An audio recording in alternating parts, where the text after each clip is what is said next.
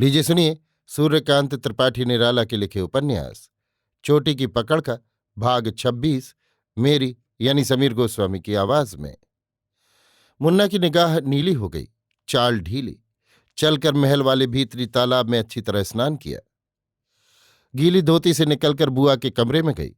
1 बज चुका था। चुन्नी फर्श पर चटाई बिछाकर दोपहर की नींद ले रही थी।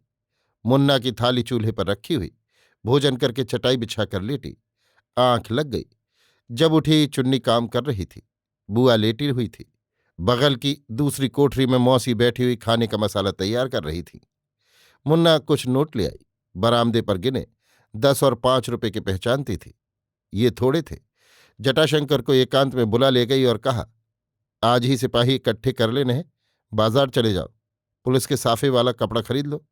सबको सिपाहियों की तरह पेश करना है कि बाहर के पहरे वाले न पहचान पाए। पहले रानी का बदला, राजा से एक जवाब तलब करा लूं, फिर खजांची की खबर लूं। उससे क्यों तन गई? कट गया फिर फांसा, मैं फंसी। इसका काम करना है, मगर अकेली रही तो इसको अपने रास्ते न ला पाऊंगी। तुम्हारी मदद पार कर सकती है, तुम हमारा हाथ न छोड़ो। तुमसे दिल टूट चुका था, मगर तुमने डराकर भी बांध लिया।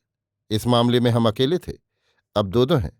भेद किसी दिन खुलेगा, जब तक बच निकलना है या पुख्ता सूरत निकाल लेनी है।